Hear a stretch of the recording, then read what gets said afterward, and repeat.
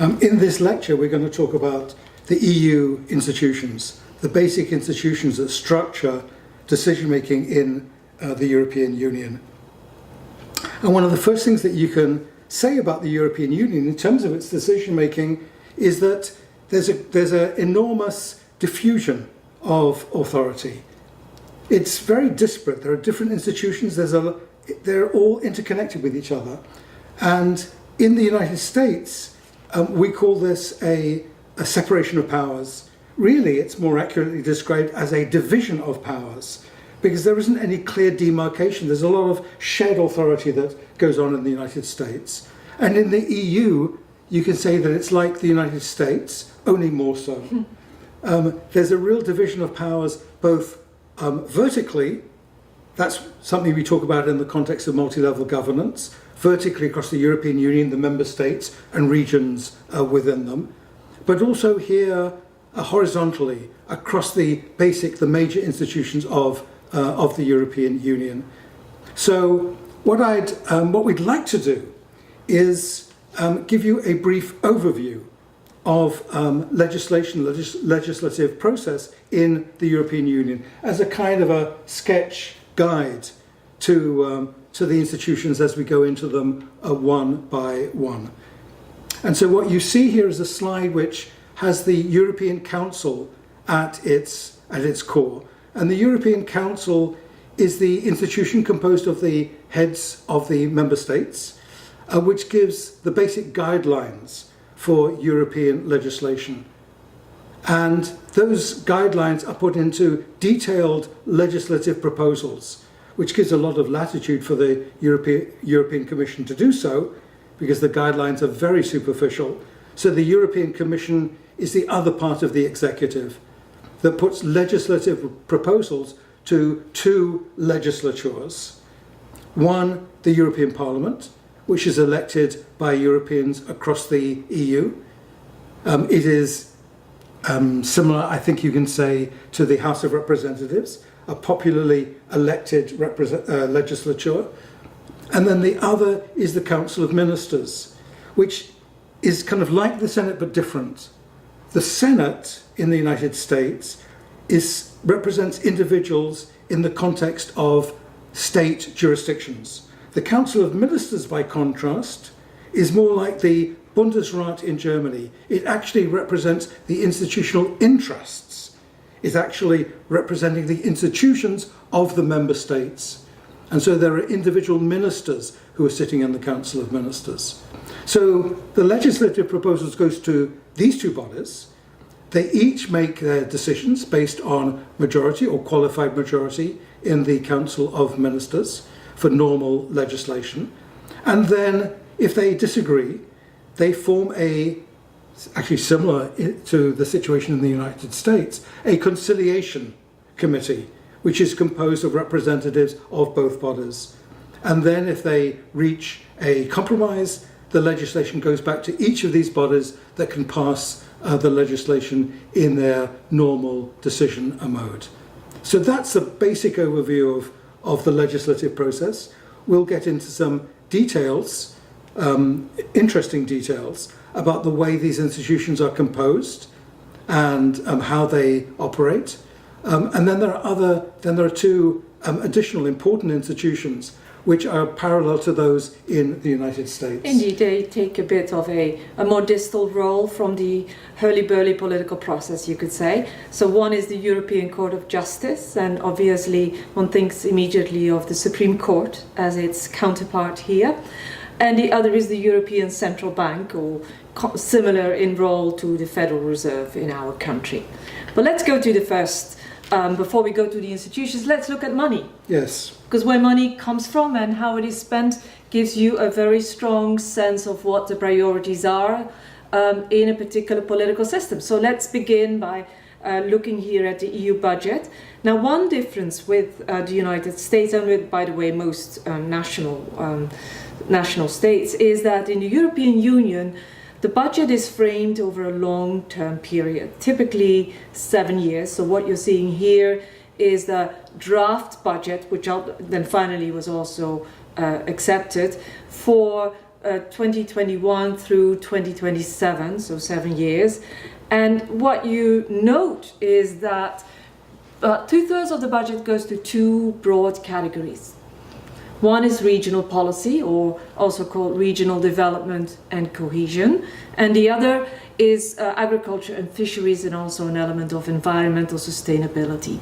Regional policy or regional development is money that is being sent to or spent in the poorer regions of the European Union, and it typically is not. It's not just direct handouts. So it's not that the European Union gives a certain amount of money to poor regions, say in Greece or in Lithuania or in Portugal, but rather the European Union funds projects that these regions or the local authorities develop in order to help their economies and their societies catch up with the wealthier regions in the European Union, say the hardcore around the Benelux countries, Germany, northern France as well, or northern Italy, where the most developed parts of Europe. So that is it's a partnership between European institutions, particularly the Commission, and local and regional governments to invest, say, in road development or other big infrastructure projects, to help environmental sustainability projects, maybe irrigation in an area where that needs to happen, or also imagine a local training, retraining people where there is high unemployment. So that's the biggest bulk of money nowadays. The second largest portion of the budget goes to agriculture, fisheries, and, as it says there, also environmental sustainability. And essentially, some of this money is used to keep prices of certain agricultural products at a certain level. So it is a kind of a price support through product support. But most nowadays is actually direct income support. It goes to farmers to, for example, incentivize them to invest in more productive crops, shift to those crops, or to lay land fallow, for example, to avoid overuse of land, and that can help in environmental sustainability. For example, also to plant trees, right? So environmental sustainability is a big category there that can lead to a number of projects. Again, this is project-based funding that is being handed out across the European Union. Yes, and then in the remaining third, slightly over the remaining third, what do you see? Well, the bureaucracy, the administration costs, 73 billion, around 7% of the total, which is really not very high, and certainly not as high as most supporters of the EU and particularly the opponents of the EU believe. Mm-hmm. And we actually, Liesbet and I have had a former PhD student, now a professor, who did a survey of how people in the United Kingdom, how they conceive the European Union and their information about it, and found that most people were very, you'd have to say, severely misinformed. Those people who wanted the UK to leave the EU believed that the administration, the bureaucracy, took between 25 and 30% on average. Yeah. And the truth is very, very far from that. And then there's research and innovation, 149.5 billion, which actually is a series of different investments in science, and you see the European Space Agency there, research and innovation, and actually for grants that professors who are based partly in Europe, Liesbet and I among them, can apply for funding. Yeah. And then you see mostly fundamental research, right? Fundamental research, indeed.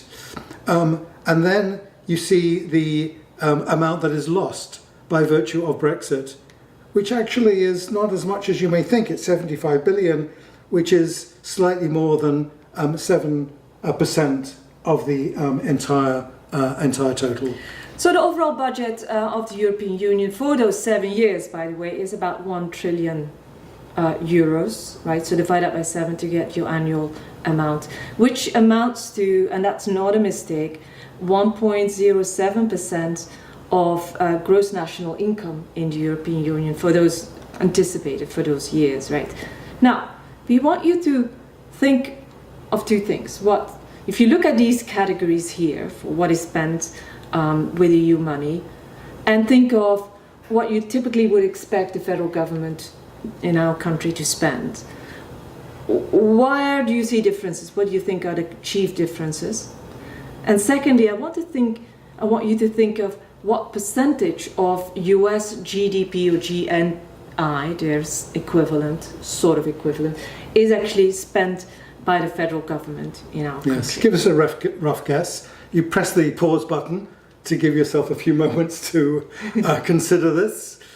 So what are the main differences between the European Union and a national state, federal state like the United States? And so we know that it's 1%, just over 1% in the EU. What would it be at the federal level? So we're talking not about the state level, but the federal level in the United States of America. So feel free to press the pause button.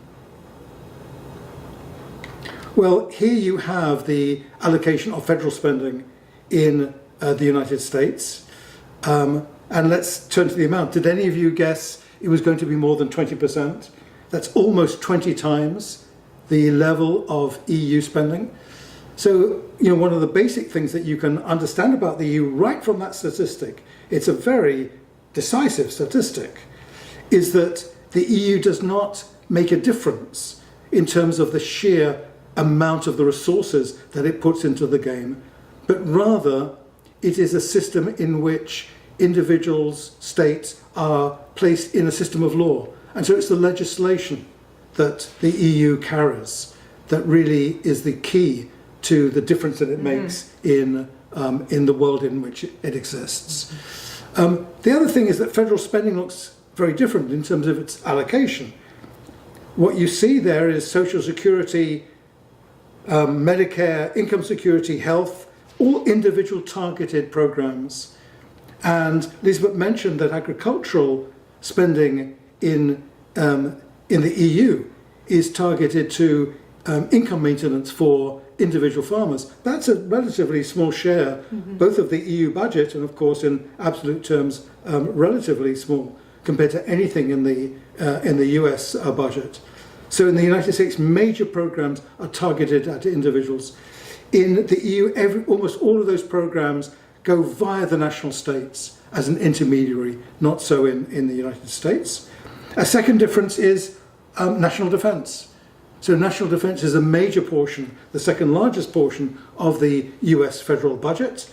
In the European Union, national defense is a very small share, and there's no real European army to speak of. Nothing. Most of the armies, of course, remain national armies in Europe. And then thirdly, net interest. The US budget, as most national budgets are, has a debt. Not so in Europe. The European Union cannot spend more than it earns in taxation or in fiscal revenues. So that's a difference as well. So let's have a quick look then at where the EU get its money from, and it essentially gets it from three sources. And the bottom line is that each of these sources has to come through the national government. So it's the national governments collecting them and passing on some of the proceeds to the European Union. The bulk comes from a tax on value-added goods and services. It's the VAT tax, of which the European Union gets a fixed percentage. Then you have that's the second one. The bulk actually is a national income, is a national contributions based on national income, whereby depending on the gross national income of a country, a proportion of that is reserved for the European Union. The second largest is the VAT. And then the third one is customs duty and sugar levies, an odd category that really historically was important at the time when customs duties were still relatively high in most countries, but because of global trade agreements, these have come down tremendously, so that has actually been a shrinking category. And then you have other revenue, which is fines, taxes paid by employees, third country contributors, including fines on American companies like Apple and Google That's for correct. monopoly practices in Europe. Yeah. Very controversial in terms of the relationship between the government in the United States and the European Union. Now, let me ask the same question that Liesbet asked earlier.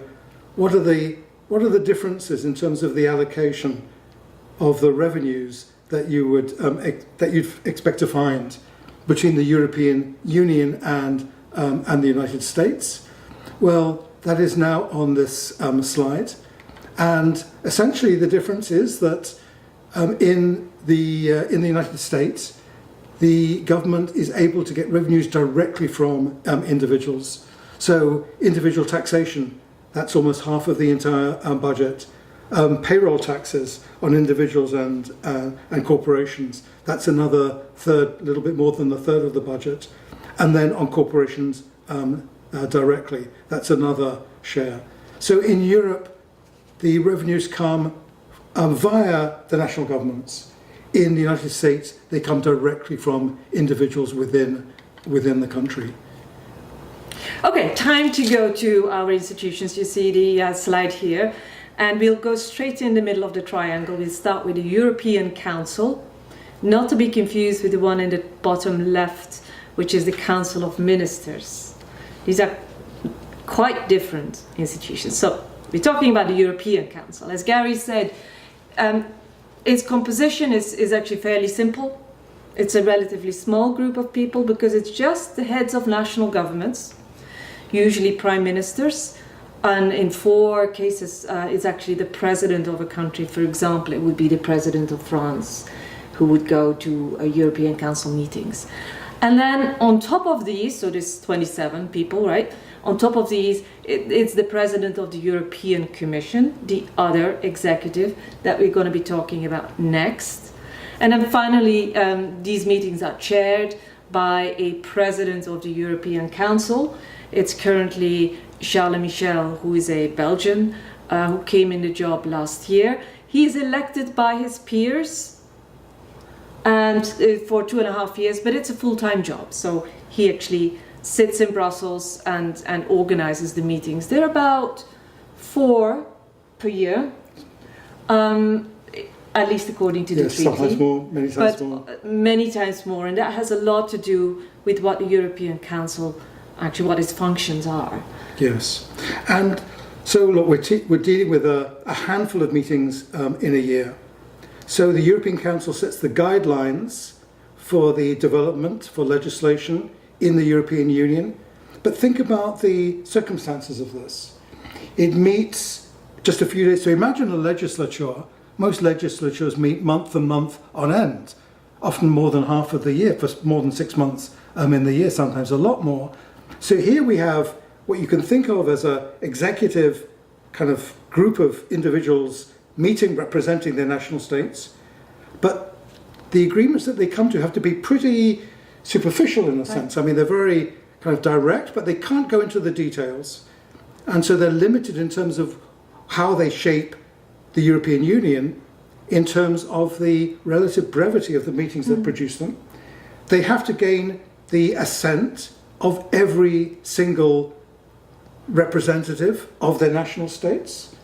So they have to minimally get the agreement, the consensus of their national states. So what does that mean? Well, that means that they're not going to be very incisive. They have to often be framed in very broad, often ambiguous language. So I mean, one shouldn't overstate the extent to which the European Council determines what happens in the European Union. Sure, it provides the guidance. These are the top dogs in their national states.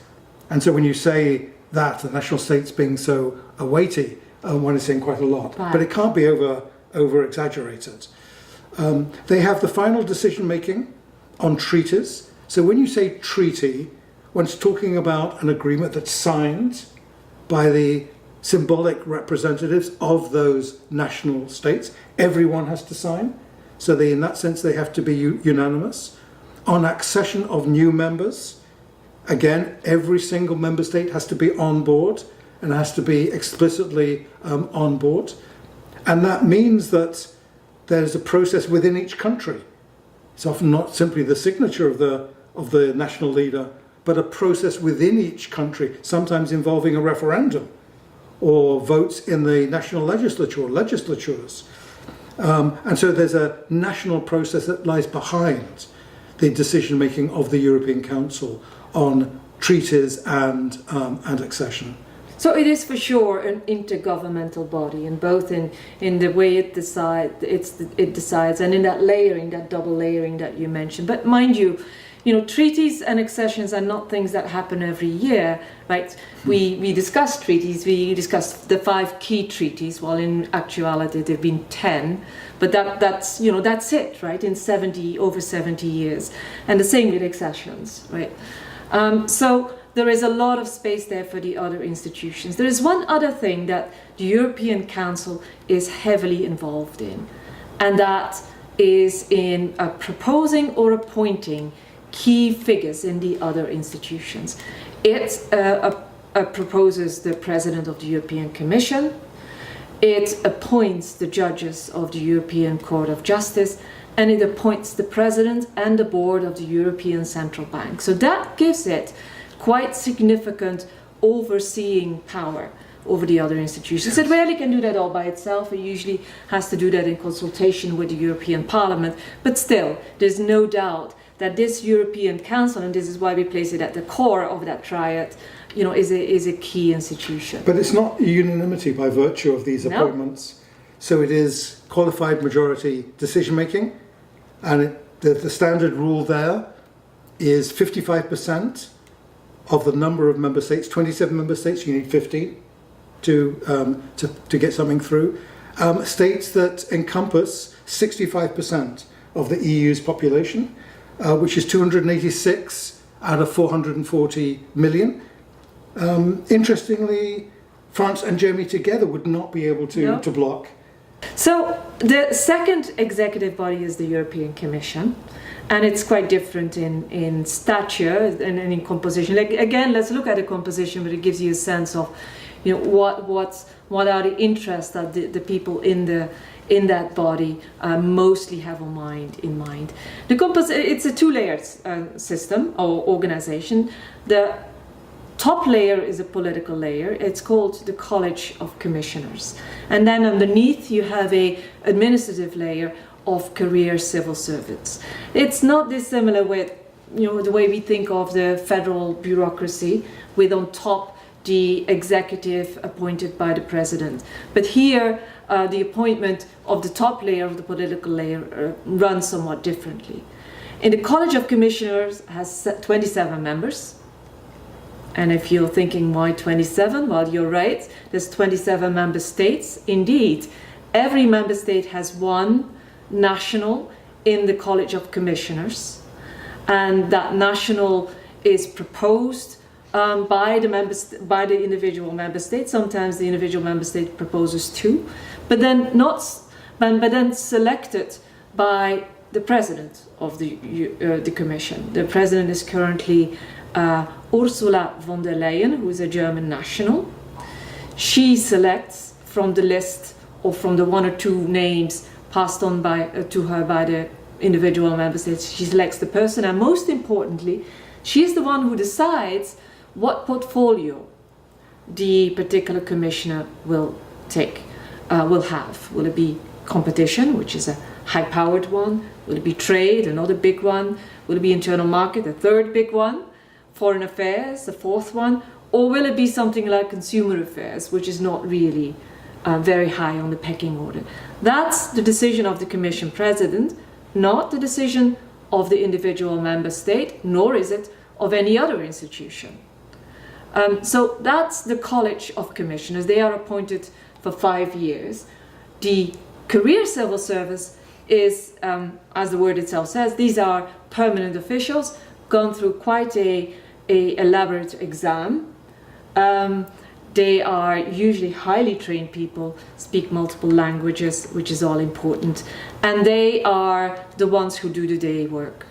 Both layers, both the college and the career civil servants, have to take an oath of independence. So look, the commissioners are selected by the member states via the president, but the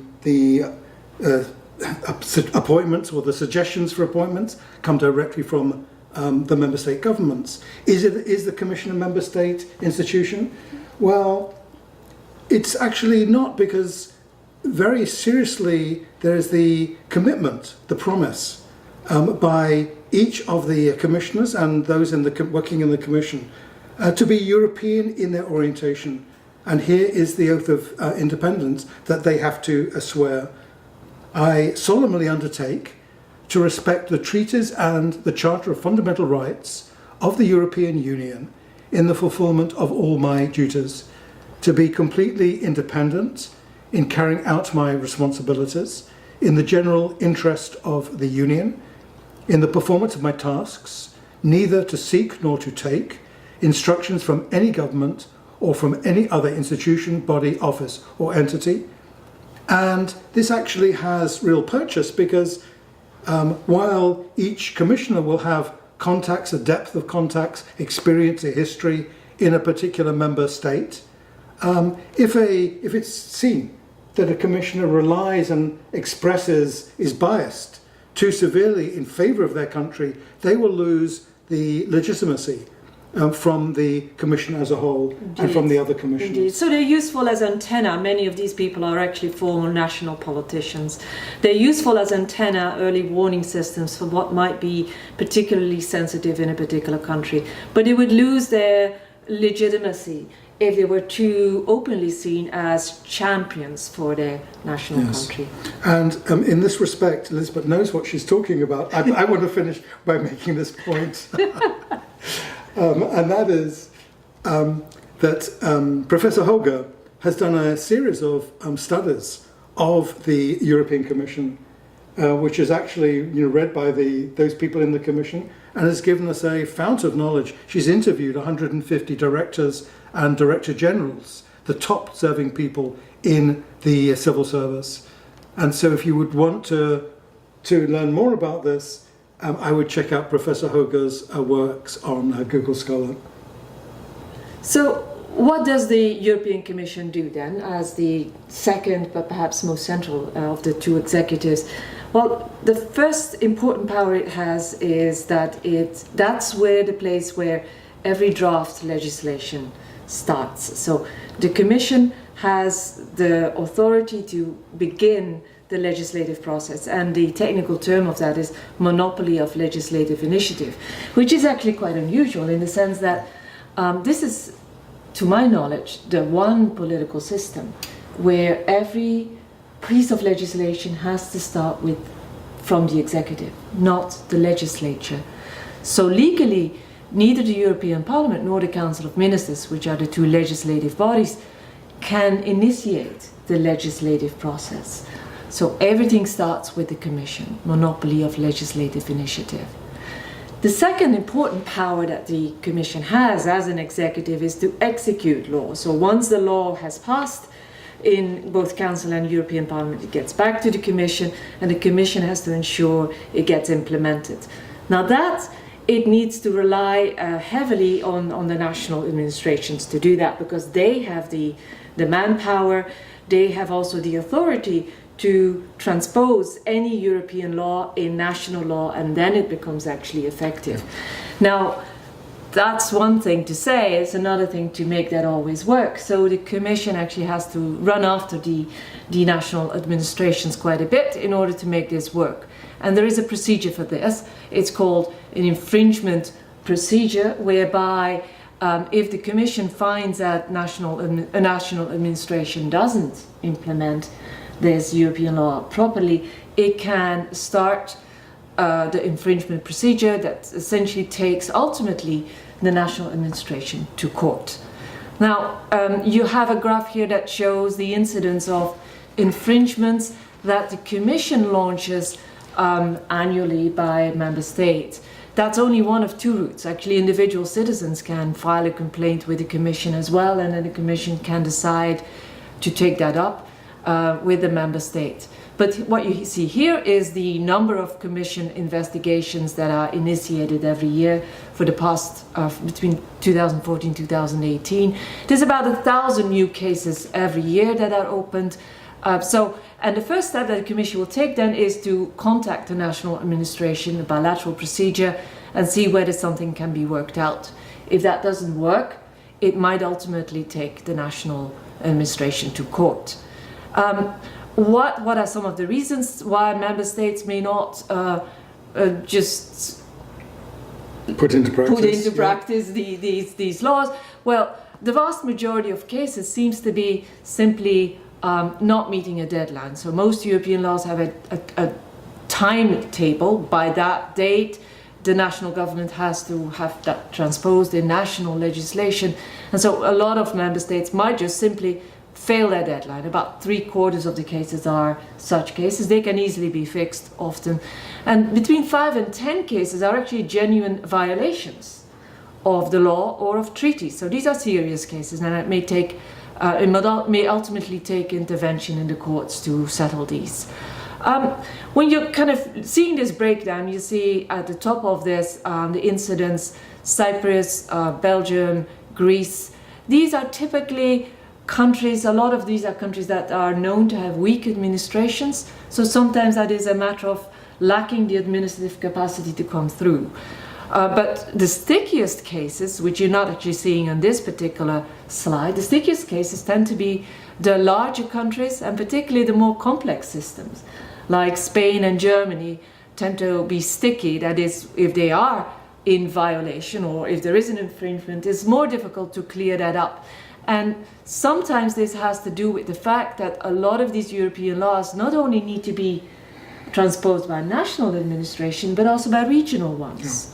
And the national government may not have the same kind of authority to force the regions to be quick in implementing this. Many of these infringements have to do with environmental issues. So environmental sustainability is contentious in the European Union as well, not only in our country, as you can tell. And in the most recent years, there is also an uptick on rule of law issues and consumer protection. So executing the law is a very kind of clinical way of saying that the Commission has to go and hunt for implementation and make sure that national member states actually do their job. The third job that the Commission has is to manage the finances, which is typical what an administration would do. That is, it drafts the budget, it makes sure that the revenues are collected properly and that they are allocated properly to the spending projects that have been decided. And where does the Commission have its strongest powers? Well, if you actually think about the benefits of scale, the functional benefits of scale, where does it make sense for a single body to have real authority in the European Union? There are 4 areas in particular.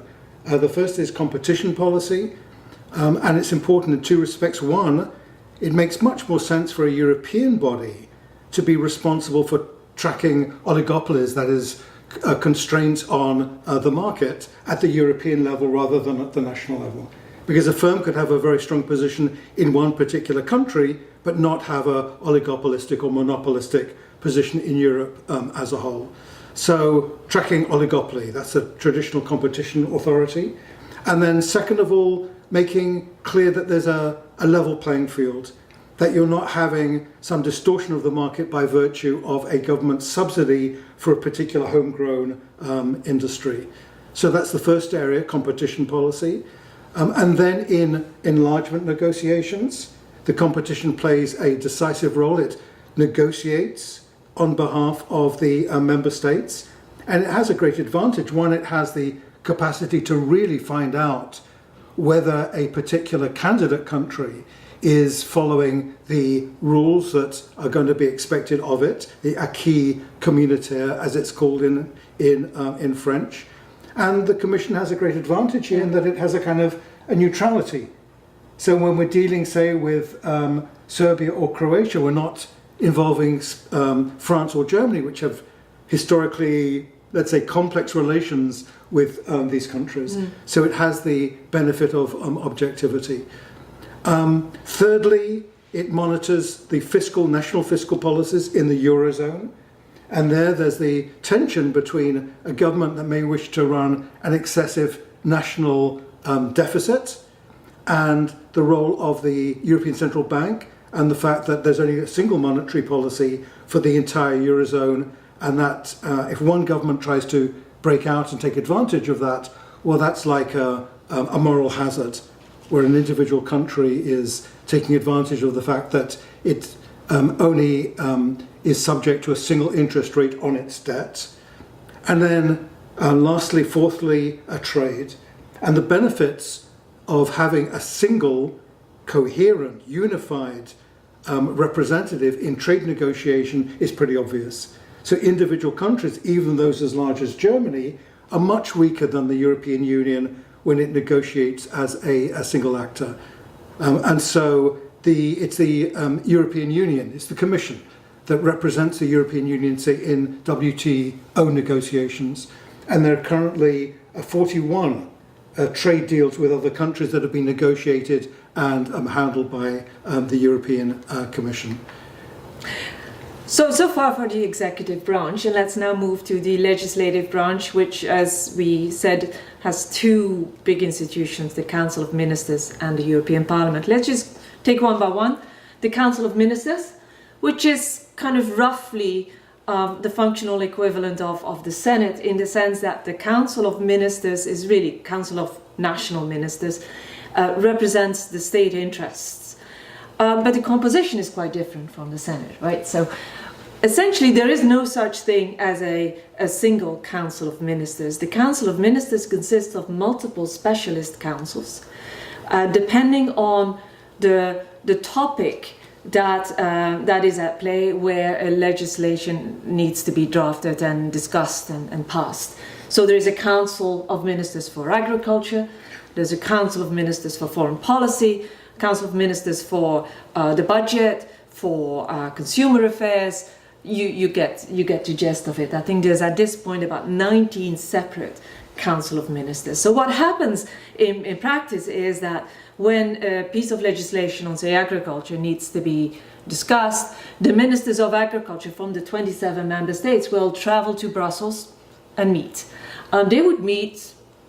Agriculture is one of the councils that meets most frequently. They probably would meet between 10 and 15 times a year. Right. Now these ministers do double duty. Back at home they will just simply do their national job, and most of the time that's the dominant job. So much of the preparatory work will have to be done by people who are answerable to them, civil servants. And what will happen is that these civil servants will then also travel to Brussels, or under COVID, a lot of this has moved to the Zoom area as well, so they're Zooming these days, right? And so they will prepare in civil servants meetings that are kind of lower level imitations of the particular council meetings for ministers. They will prepare decisions, and then the final decisions will be taken at the highest level among the politicos, the ministers, the national ministers, often indeed directly elected politicians. Right. So this is a whole structure, and imagine how this actually is a layered structure with very strong connections, links into the individual member states. And this is important to remember when we were mentioning just a minute ago how the European Commission has to follow up with national administrations in implementing legislation, right? So the Council of Ministers is a legislative body that is fully responsible for EU legislation, but at the same time it's that linchpin back to the home states to ensure that then the ministers become executives, then to ensure that this legislation gets implemented nationally. And this runs indeed right into the national administrations. Yes. And what is the decision rule? Well, it's qualified majority, and that is the one that we're now familiar with. 55% of the member states, 65% of the population within the member states. And we're now talking about 80% of legislation that is covered by this qualified majority voting system. And there are certain areas which are still subject to unanimity. These are treaty revisions. So we remember the treaties are the creature of the member states, both individually and collectively. Taxation, changes in taxation, the admission of new member states, and new policies that are initiated in the European Union. Well, let's now turn to the European Parliament, which is the institution I think I kind of enjoy the most. You might like the Commission as much as the European Parliament. I mean, they're both interesting, and they're both on the supranational end as well. Maybe that's one of the reasons. But the European Parliament is the legislative chamber, popularly elected by the citizens of Europe. And it's been directly elected every 5 years on a 5-year basis since 1979. What is the basis of a representation? Well, you won't be surprised to hear that it is PR, proportional representation. Which is interesting. I mean, now, of course, the UK has left, but the UK had a first past the post system nationally, right? Yes. But for European elections, it had to adopt PR, proportional representation. By the way, France has a kind of a modified first past the post system, but again, for European parliamentary elections, the system is proportional representation. Now, that system varies a little bit in every member state. Yeah. I mean, there are all sorts of, but it was one of my favourite questions to ask an expert on British politics. Does the United Kingdom have PR? And the answer was yes. Yes. So the UK no longer has PR. And one of the most interesting things about the European Parliament is that the initial suggestion, the expectation was that, well, these members of Parliament, members of the European Parliament, are coming from very distinct national contexts, national cultures, national political systems, national party systems. How are they going to act when they're in Europe? And I remember a discussion with one very leading political scientist who turned around and said, well, it's really going to be national. And he was actually exactly wrong. The vast majority of votes are organised by party fraction, by ideology. One study from looking at these votes, roll call votes from 1999 to 2014, found that 93% were organised by a fraction, along fractional lines. The European Parliament has two houses. One, its formal house is in Strasbourg. Its working abode is in Brussels, where it's connected to all the other institutions directly. MEPs normally travel to Strasbourg, say, for around 4 days a year. I mean, they're relatively rarely. They take the train. The train takes 5 hours. It takes further than you might think if you look at the map, but it takes that long. Funnily enough, it's not a very good connection between Brussels and Strasbourg. Yeah, and I think many of the MPs would much prefer just to be housed in Brussels, but there it was in Strasbourg. It's part of the deal with France initially in the setup. Yeah, exactly. And then, oh, by the way, you see the picture here of the top one is the Strasbourg one. You see the water there. This is also the same house or building where the Council of Europe, that other international organization that we said we were not going to mention again, but there it is, has its seat, where it has its meetings. Indeed. And everything began in the sense that the Council of Europe loaned its building to the European Parliament that was hunting for a place. It loaned its building and it loaned its flag. It did, yes. So we have three councils. We've got the Council of Europe, a separate organisation. We have the European Council, we've discussed that initially, and then the Council of Ministers, three organisations which need to be kept separate in everyone's mind. Exactly. Yeah. Here is the distribution in the last election of the MEPs by a political party, by fraction. And what you see here, there are actually 705 seats. One of them is unfilled, so we have the figure 704 here. It's a very large chamber. It's an extraordinarily diverse chamber. And so what you have there is the kind of a smorgasbord of all of the variety that you find in Europe. It's represented there in the European Union, and it was also represented in the graphs that we have indicating the ideological positioning of political parties in Europe. And this is also a chamber where the 24 official languages of the European Union are actively used, because a lot of these MEPs may not speak the common working languages of the European Union. Most of the institutions in practice work either in English or French, and nowadays it's mostly English, right? So the civil servants, also the Council of Ministers, top civil administrative bureaucratic layers would mostly work in either in one or both of these languages.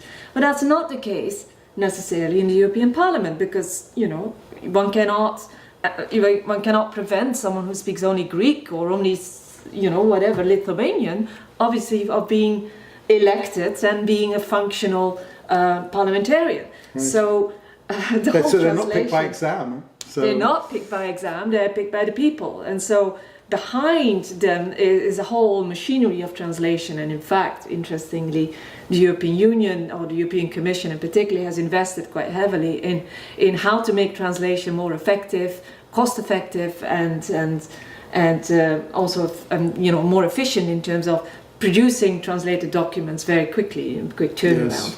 And it's one of the world leaders in that respect. I mean, when you give a speech at the European Union, what you see are these kind of tents around there, and as you speak, you hear murmurings of what you're saying in a variety of different languages. I mean, it really is.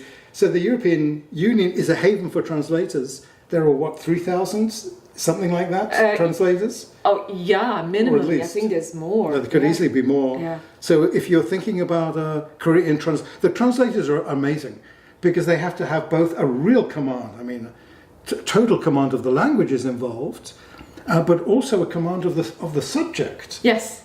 And so they have to really know what they're talking about. And simultaneous translation, it's a skill that is beyond people who are fluent in two languages. That's your starting point for simultaneous translation. Yes. It's not your end point by any means. No, it's very, very difficult.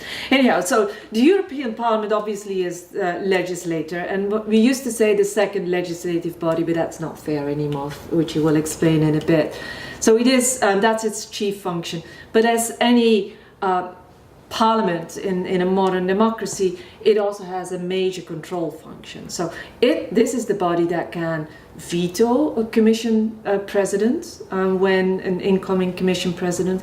It's the body that can veto the commission as a whole. It needs to approve the commission as a whole, and it can also fire the commission as a whole, not an individual commissioner, but the commission as a whole. You might say this is the nuclear bomb that has never been thrown. In fact, in 1999, the European Parliament came very close to firing the European Commission that was then headed by Jacques Santer on charges of corruption and mismanagement. It really was mismanagement rather than corruption. And the only reason it didn't is because the Jacques Santer Commission decided to step down. Yes, yeah. It would have done so. It would have done so. And then the threat, Santer simply acknowledged this. Yes, and then it has the European Parliament has really looked at the US Senate as its model. So it has actually installed, first informally and now it's a formal part, treatified, hearings for commissioners, incoming commissioners. It holds hearings on potential incoming European Central Bank nominees. It calls in the President of the Council of Ministers to report. It calls in commissioners to report. It has the regular Q&A sessions that you would find in most parliaments. Yes, indeed. And one of the decisive things about the European Parliament is that its authority, its control over legislation has really grown continuously. It's like a ratchet. Yes. It is really, it's gone in one direction. And I think the fundamental reason for that is that as the influence, as the reach of the European Union has grown, so by virtue of the norm of liberal democracy, liberal democratic control, so there's been kind of pressure, normative pressure. It's nothing to do with functionality, I think. It's nothing to do with scale, but it's rather to do with the normative pressure. Well, look, the European Union is the only directly elected chamber in the European Union, and therefore we have to give it greater control over legislation. So it began in 1957 at Rome, in the Treaty of Rome, with consultation, merely consultation. Yeah. There was some delay that could be imposed, but quite marginal, just of a few months. In the Single European Act, it moved to what was called the cooperation procedure, and that allowed it to amend legislation. And then in Maastricht, it gained the veto over normal legislation, and that has been extended now. With Lisbon, it has a full budgetary control. That was not the case under Maastricht, and now it has the veto over the vast bulk of legislation. Let's say around 80% of legislation. Mm-hmm. And one expert on the Parliament made an interesting statement, which I think is valid.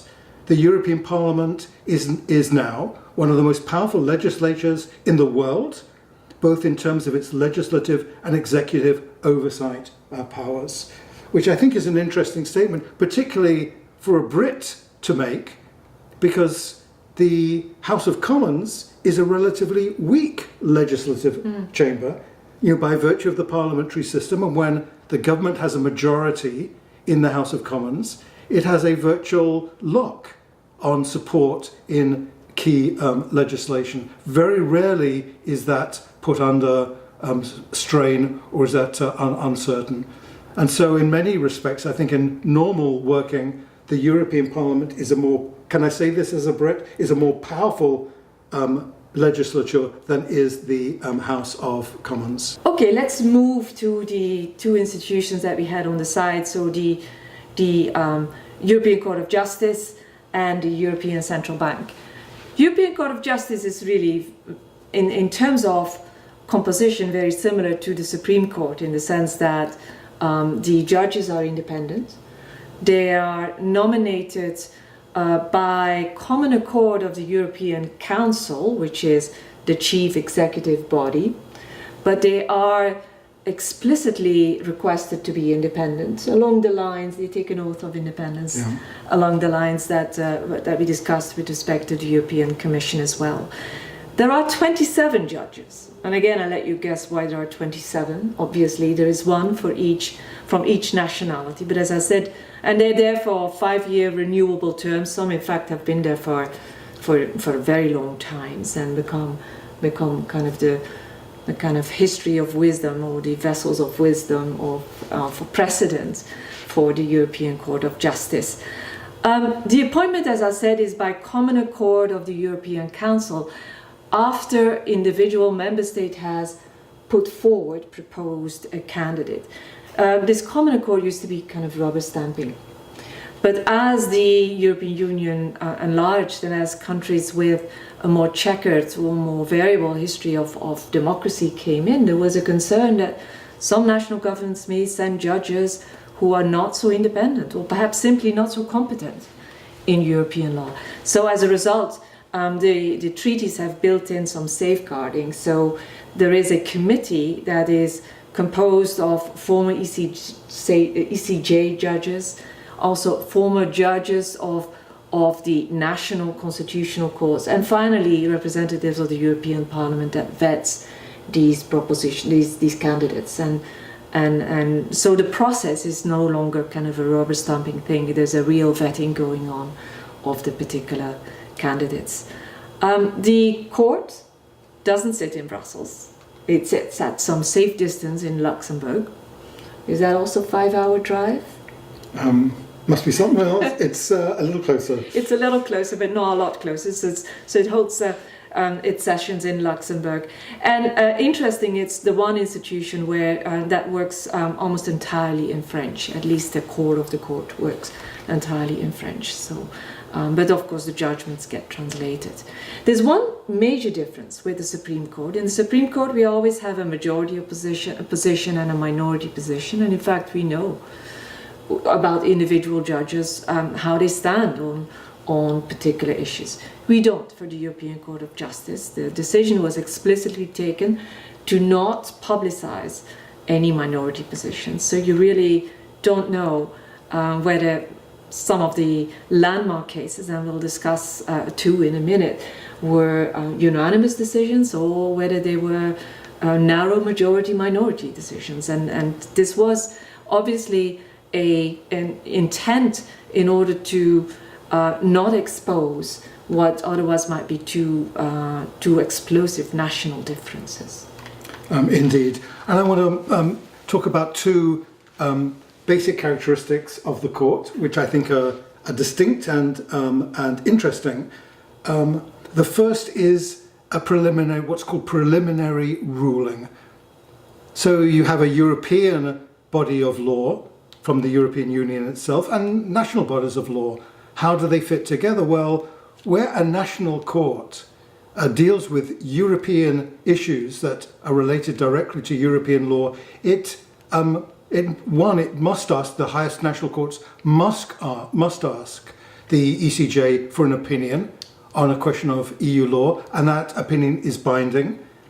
And secondly, lower courts can actually go directly to the ECJ before they make a judgment to ask for an opinion, which is interesting because it brings the whole court system in at the national level in connection to the ECJ directly, not always going through the national courts as you would normally expect to do in a series of judgments and interpretations, but lower courts can connect directly with the ECJ, and that gives the ECJ much greater influence over the interpretation of European law at the national level. And one sense, some have called this like the ECJ has been it has been possible for the ECJ to educate judges, national judges, and particularly lower court judges, to tell them or make them understand what it means to have supranational European law and how that impinges upon long-standing national law. And Liesbet earlier was talking about the infringement procedure.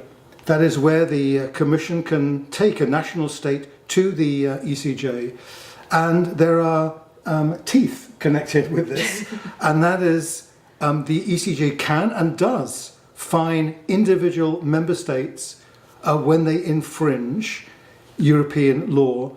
So, for example, in this year, 2020, Romania was fined €3 million, Ireland was fined €2 million for infringing, for not implementing the anti-money laundering directive in sufficient time.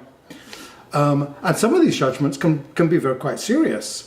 So, for example, Italy was allowing waste dumping of dangerous toxic material, and in 2012 it was fined €42 million on a 6-month recurring basis by the ECJ.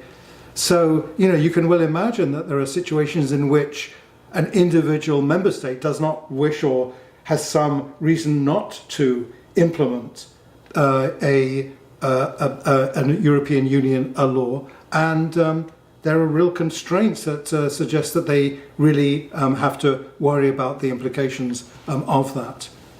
I want to mention two landmark cases that have solidified the role of the ECJ and of European Union law in general.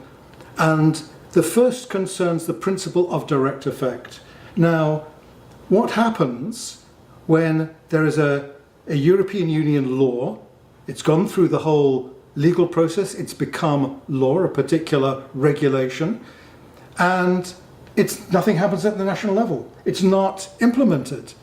Well, in that circumstance, European law has direct effect within the member states, irrespective of whether there is enabling legislation at the national level. And the landmark case there was the Van Gent decision. It's you can probably detect my Dutch pronunciation, maybe not. And this was when a moving company, a Dutch moving company, we still see the trucks there in Amsterdam when we're there, was moving actually goods from the Netherlands to Germany and was subject to a tariff. that was actually not allowed under European Union law. The company took the German government to the ECJ, and the ECJ, in its ruling, used these words, that the Treaty of Rome had created a new legal order, and that European law makes citizens, not merely states, but citizens themselves, guardians of legal integrity. So it conferred on the transport company, Van Kent Transport Company, a direct guarantee of its rights under community law. And that happens not rarely, that an individual can take their government or a government to the ECJ because it is acting out of line with European Union law. The second principle is a supremacy, the principle that EU law is supreme. And the landmark case, again in the 1960s, 1964, when many people thought nothing was happening at the European level, everything seemed to be very quiet and things were at a standstill. But actually, in the kind of the deep, in the deep state of the EU, there really was movement. And this was a case, Mr. Costa, an Italian citizen, versus NL, the Italian utility company, electricity utility company. The Italian government had nationalised electricity provision in Italy in 1964. Mr. Costa had shares in the previously private company. Ah, that's what it was. That's what it was. He disagreed and decided that he wasn't going to pay his electricity bills as a result of this. Well, the European Court of Justice made him pay his bills, so he couldn't escape the bills. So he lost the case. But in losing the case, the European Court of Justice made this declaration, this statement, by creating a community of unlimited duration, having its own institutions, its own personality, and its own legal capacity. The member states have limited their sovereign rights. Wow. The member states have limited their sovereign rights, albeit within limited fields, and have thus created a body of law which binds both their nations and themselves. And so in losing the case, the court said, look, were it to be the case that Italy had broken EU law would take precedence. And the Italian government had argued, one of its arguments was that the more recent law should take precedence over the prior law. The prior law was from the Treaty of Rome in 1958. The nationalisation was in 1962. It should have precedence. And on that point, the European Court of Justice said, no, it's not time precedence, but it's the precedence of EU law. So, and this is again a difference with the US legal system. The treaties themselves don't explicitly say, until today, that EU law is supreme over national law. And so that these two landmark cases, one in 1963, the other one in 1964, had to establish the notion that A, EU law is supreme, and B, that if a member state just drags its feet and doesn't implement an EU law, that doesn't, get the member state scotch-free. The EU law is still directly applicable, direct effect, Yes. To any individual or business in these particular cases. Right. Now imagine a world in which there wasn't direct effect and there wasn't supremacy. Right. So we make an agreement. I'm the representative of the United Kingdom in the days when the UK was a member, and I would then say around, well, yes, we've made this law, I didn't agree with it, and therefore I'm not going to implement it, or I'm just going to ignore it. So that, you can well see the functional pressures, that if you really have an international organization in which you want to have the capacity to make binding agreements, that you've got to have something that has some parallel to the principles of direct effect and supremacy, and that is indeed what has happened. Well, those are the basic institutions. Let's turn now to a final institution, the European Central Bank. Yeah, it's the youngest kid on the block. It was created in 1998, right? And in actually in anticipation of the launching of the single currency, which happened a year after. And its seat is not in Brussels, not in Luxembourg, not in Strasbourg, but in Frankfurt in Germany. Partly this was a concession to the fact that the biggest loser, you could say, immediate loser in terms of sovereignty of the creation of the central bank was the German Bundesbank. So it is actually adjacent. The building is in the same city where the German Bundesbank is vested. The European Central Bank is an independent bank that is not controlled neither by European nor by national politicians. And as you can see, you have the map here of its current members. It's the one institution that has only partial authority over part of the territory, over the 19 out of 27 member states of the European Union. The most significant ones missing there is 2 Scandinavian countries, Denmark and Sweden, and then some countries of the former communist members that joined in 2004 or later, particularly Bulgaria, Romania, as also Poland and the Czech Republic are not part of it.